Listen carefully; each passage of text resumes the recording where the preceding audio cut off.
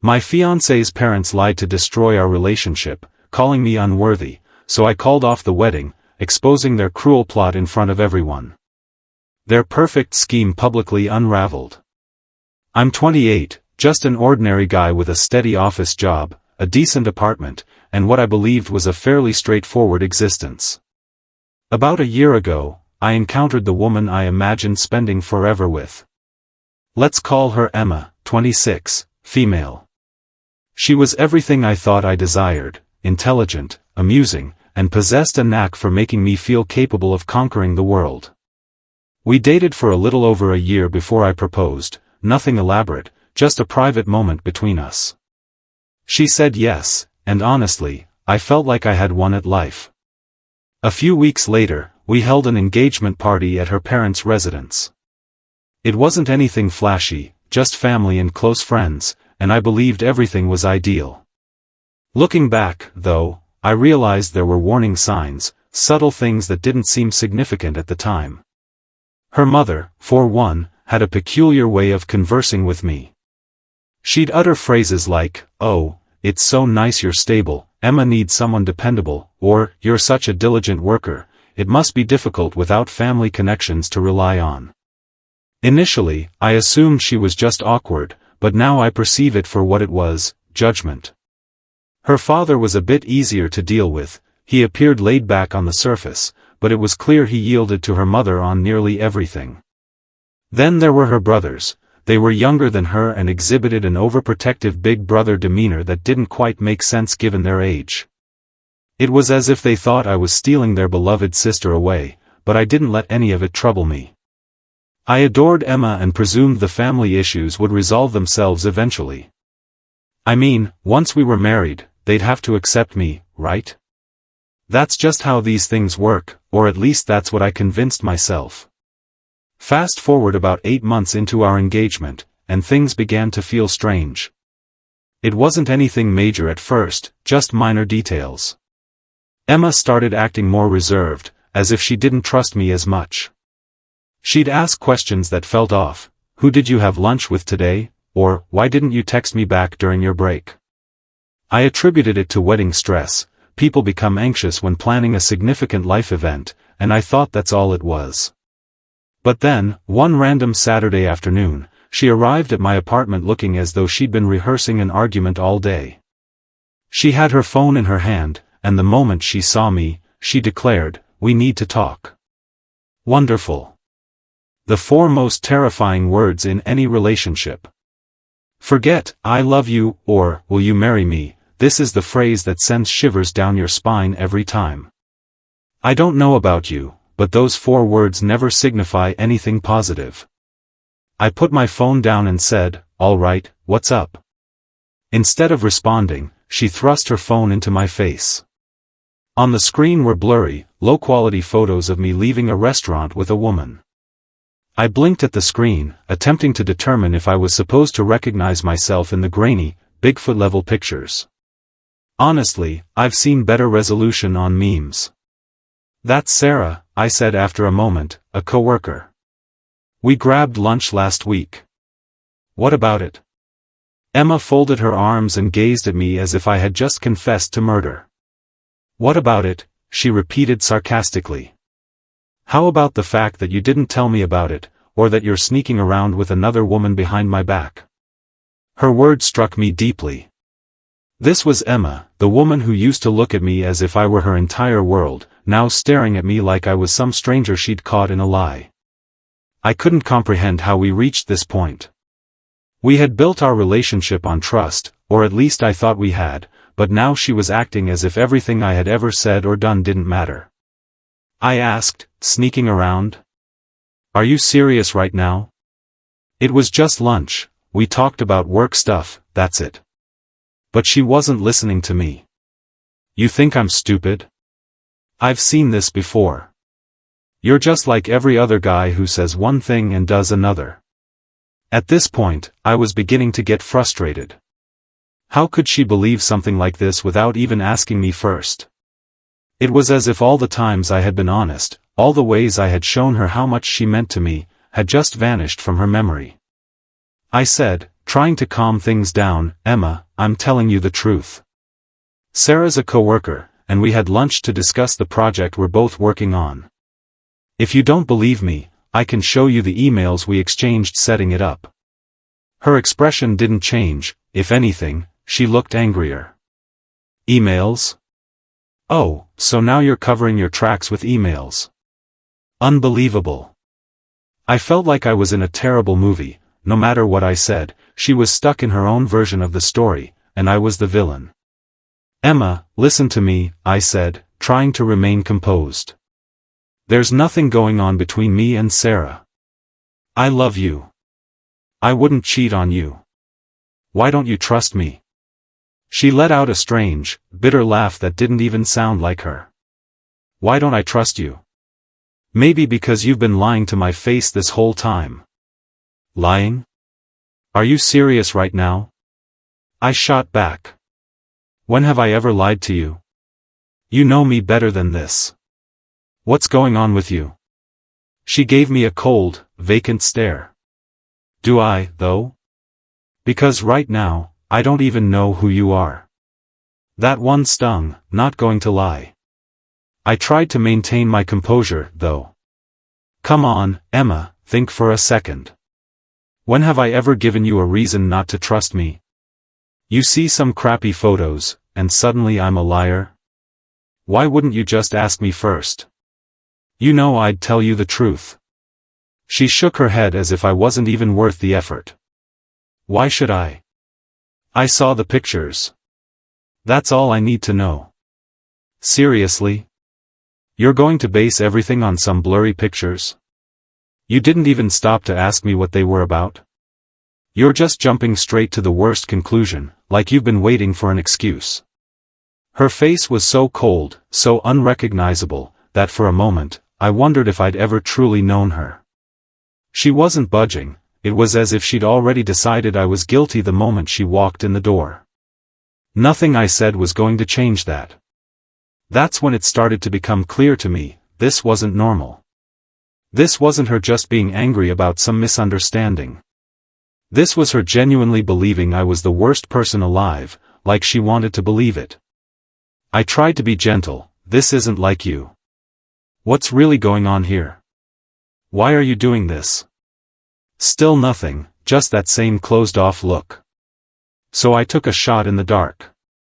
Let me guess, your mom's behind this, isn't she?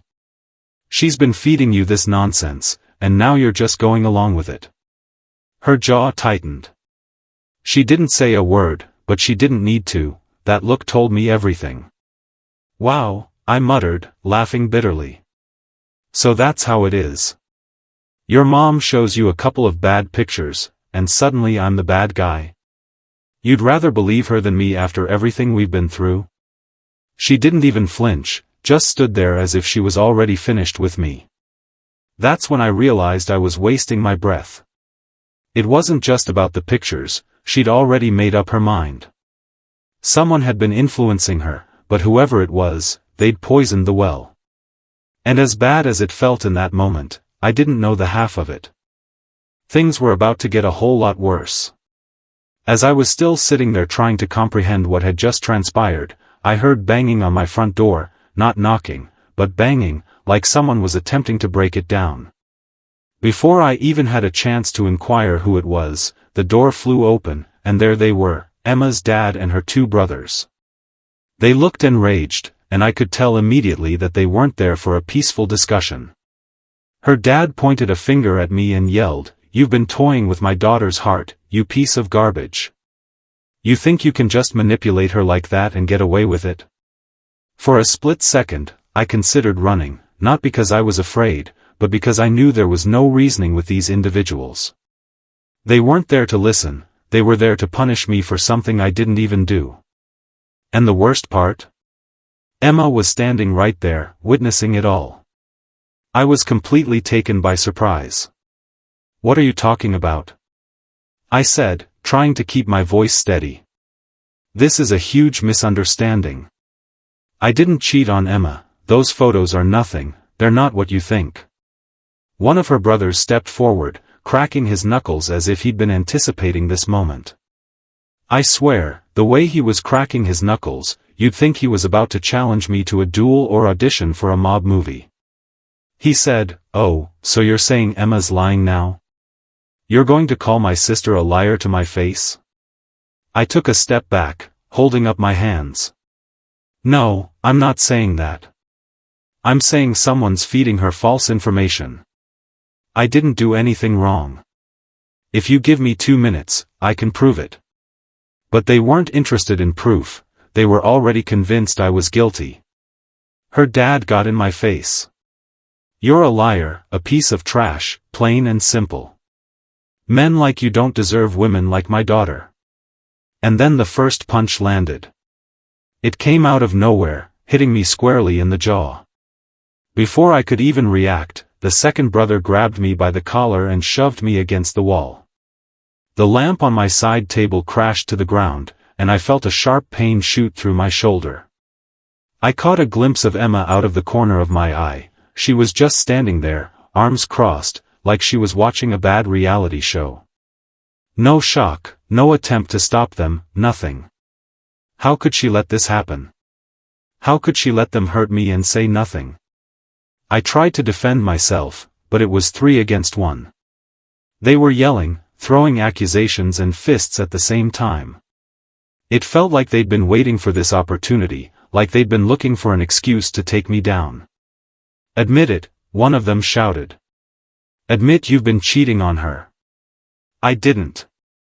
I shouted back, trying to block another punch. "I swear I didn't cheat." It didn't matter what I said, they weren't there to listen.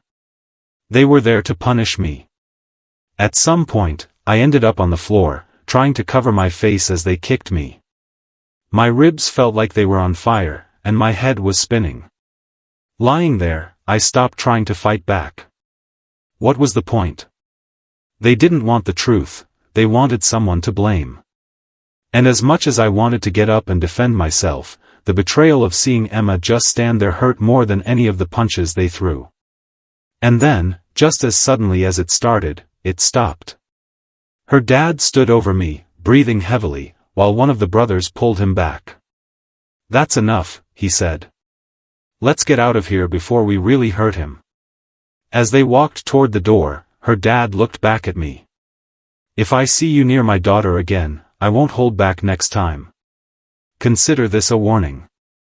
Emma was standing in the doorway, looking at me. She didn't look upset or worried, she looked cold, detached, like she didn't care that I was lying there, bruised and bleeding. "The engagement's off," she said. "You're lucky they didn't break your bones." And just like that, they were gone. I lay there for a while, trying to catch my breath and process what had just occurred. My living room was a disaster, furniture overturned, a broken lamp, blood on the carpet. I tried to get up, but my body felt like it had been hit by a truck. Eventually, I managed to crawl to my phone and call a friend to take me to the hospital. The doctor patched me up, some bruised ribs, a split lip, and a mild concussion. He asked me what happened, and when I told him, he just shook his head. "You should report this," he said. "People like that don't stop unless they face consequences." I didn't know what to do. Every part of me was seething, my fists clenched so hard my nails dug into my palms.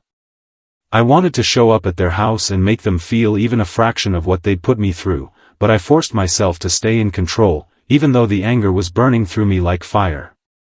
Forgetting about it, letting it go? No way. I'd been pushed around, falsely accused, and treated like I didn't matter for too long. They weren't getting away with this, not this time. By the time I left the hospital, I had made up my mind. I wasn't going to let them walk all over me. This wasn't just about the fight, it was about respect, about standing up for myself. The next day, I called a lawyer friend and told him everything. He listened carefully, then said, "You need to file a police report, and you need to do it now. The longer you wait, the harder it'll be to prove what they did to you." So I did. I went to the police station, filed the report, and let them take photos of my injuries. The officers were sympathetic, nodding as I explained what had happened. They assured me they'd investigate, but they also warned me that cases like this could take time. I should have felt some sense of relief, but I didn't. I just felt empty. The woman I thought I was going to spend my life with had not only believed a lie about me but had let her family assault me over it. I didn't know how things would play out, but I knew one thing for sure: I wasn't going to back down. They thought they could scare me into silence, but they were wrong. This was just the beginning. About a week later, I received this random call. The number wasn't saved in my phone. On the other end was her uncle. Let's call him Uncle Joe.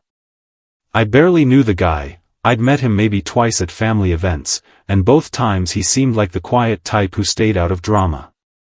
So when he said, "We need to talk," I was like, okay. We set up a meeting at this diner off the highway, a truly isolated spot.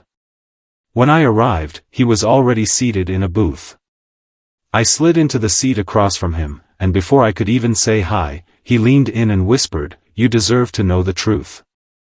Now, when someone says something like that, you know things are about to get wild. I just nodded and let him speak. Turns out, this whole mess wasn't some misunderstanding or a heat-of-the-moment thing. Nope, it was a definite setup, because why settle for regular family drama when you can crank it up to supervillain levels, right? "Her mom never liked you," Uncle Joe said, glancing around like someone might be eavesdropping. "She's been trying to break you two up for months. She wants Emma to marry this other guy, a family friend, lots of money, big connections." I just stared at him, trying to comprehend what he was saying. "Wait, so you're telling me her mom, framed me?" He nodded, looking somewhat guilty, as if he felt bad for even being related to these people. "She hired someone to follow you, take those pictures, and make it look like you were cheating. Then she started spreading rumors, telling Emma you had a double life or some nonsense." "You've got to be kidding me," I said, leaning back in the booth. "And Emma just bought it, no questions asked?" He said that her mom's persuasive and Emma's always been kind of, let's just say, easy to influence. At this point, I was furious, beyond furious. It wasn't just that they'd ruined my relationship, they'd trashed my reputation, wrecked my apartment, and left me with actual bruises. "Do you have proof of any of this?" I asked, trying to keep my voice steady. Uncle Joe nodded and pulled out a USB drive, sliding it across the table. Texts, emails, all of it. Her mom wasn't exactly subtle about what she was doing. I grabbed the drive and thanked him, though I didn't really know what else to say. My head was spinning as I drove home. I kept replaying everything in my mind. Her mom had planned this whole thing, actually planned it, and Emma just went along with it. By the time I got back to my place, I was fuming. I plugged the USB into my laptop and started scrolling through the messages. Sure enough, there it all was in black and white. Her mom texted Uncle Joe's wife about hiring a photographer, telling Emma, "He's not good enough for you," and even coaching her on how to confront me.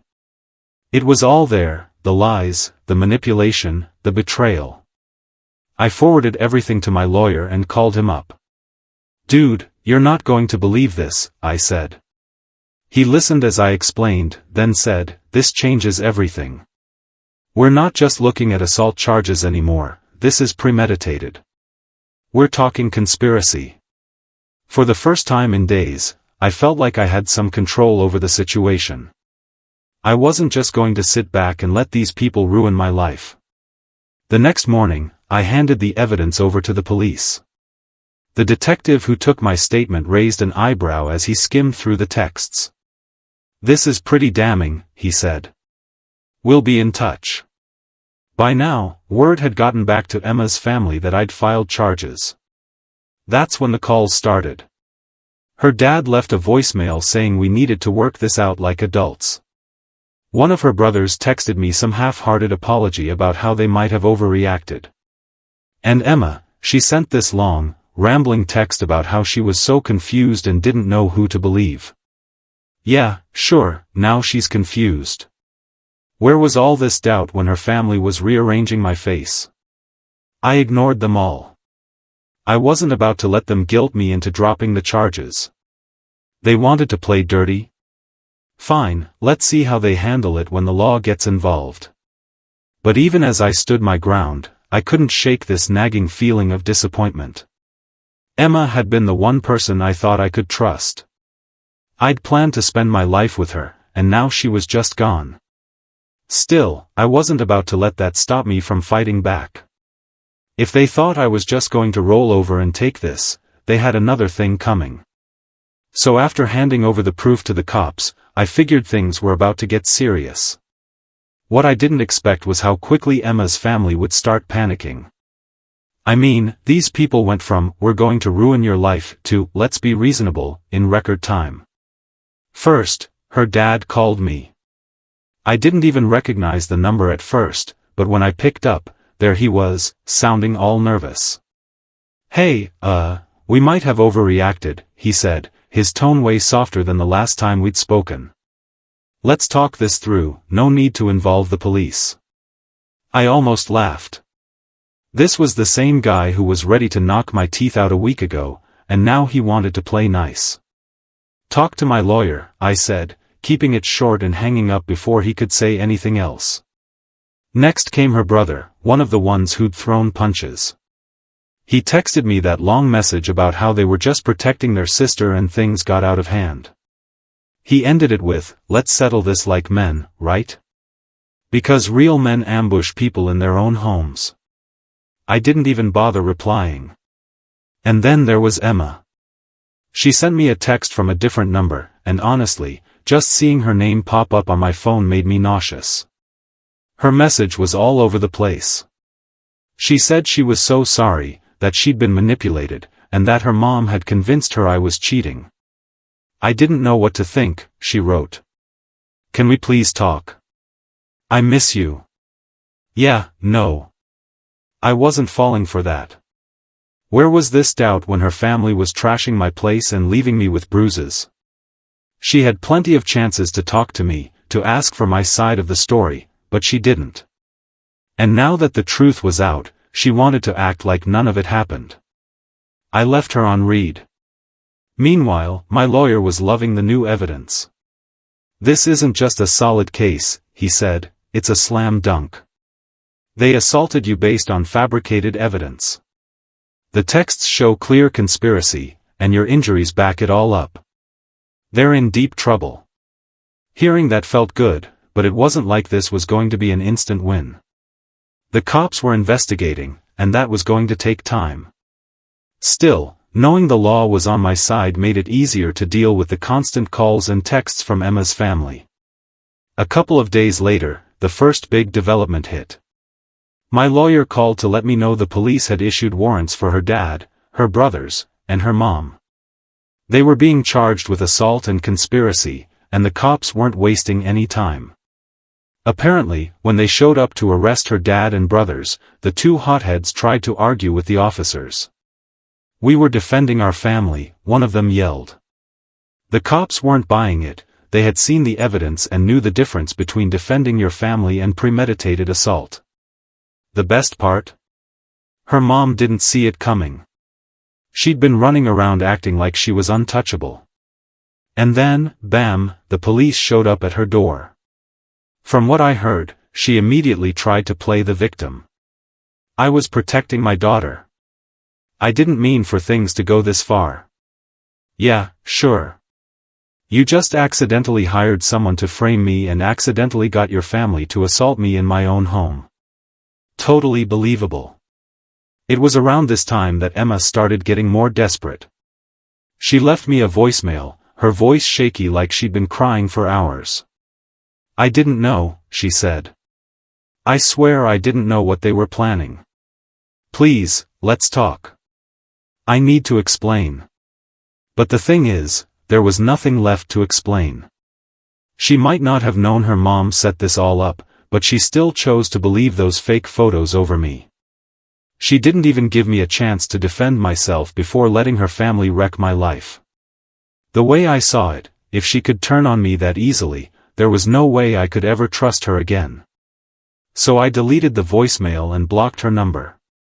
By now, her family must have realized how bad things were looking for them, because they tried a new angle: bribery. One of her cousins, whom I'd only met once at a Christmas party, showed up at my office parking lot. "Hey man, can we talk?" he said, walking up to me like we were old friends. I stopped and asked, "What do you want?" "They feel awful about what happened," he said, holding his hands up like he was trying to calm me down. "No one wants this to go to court. They're willing to cover your medical bills, maybe throw in a settlement if you'll drop the charges." I just stared at him. So they think they can pay me off and make this go away? "Look, I'm just the messenger," he said, shrugging. "No one's saying what they did was okay, but a trial is going to get messy for everyone." I shook my head. "Tell them I'm not interested. They can explain themselves in court." The cousin looked like he wanted to argue, but I was done. I got in my car and drove off, leaving him standing there. At this point, I wasn't just fighting for justice, I was fighting for myself. These people thought they could mess with my life, ruin my relationship, and get away with it. They were about to learn how wrong they were. During the few days after they tried to bribe me, Emma kept blowing up my phone again through her friends' texts, emails, calls. I didn't listen to most of them, but one caught my eye. She said something about wanting to meet up and set the record straight. At this point, I was done with her, but my lawyer told me I could meet her as long as I wasn't alone. So I agreed, not to listen to her, but to put an end to this. I brought a friend along to witness everything. We met at a cafe near the courthouse. When she walked in, she looked like a mess, her eyes were red, and she had this look on her face like she'd just lost everything, which honestly, she kind of had. She sat down across from me and immediately started crying. "I'm so sorry," she said, her voice shaking. "I didn't know what they were planning. I thought you cheated. My mom convinced me you were lying to me." I just sat there, letting her talk. She went on about how scared she was of her family, how she felt pressured to believe them, and how she regretted everything. When she finally stopped, I leaned forward and said, "If you loved me, you would have asked for my side. You had a choice to trust me or to trust them, and you chose them. That's not love." Her tears started flowing harder. "I was confused," she sobbed. "I didn't know what to do." I shook my head. "Confused or not, you let them beat me up in my own home. You stood there enjoying watching it happen, and now you think an apology is enough to fix that?" She reached for my hand, but I pulled away. "It's too late," I said. "They're facing the consequences for what they did, and so are you. This is over. Don't call me again." I stood up, left her sitting there crying, and walked out with my friend. That was the last time I saw her in person. The trial came not long after that. My lawyer prepared me for everything, and when the day arrived, I was ready. I testified about the assault, how they barged into my apartment, ignored my attempts to explain, and beat me until I was bleeding. The prosecutor presented the text messages, the photos of my injuries, and even the USB drive with all the proof of the conspiracy. The uncle came through too. He testified about everything he told me, how her mom had planned the whole thing, how she'd manipulated everyone into believing her lies.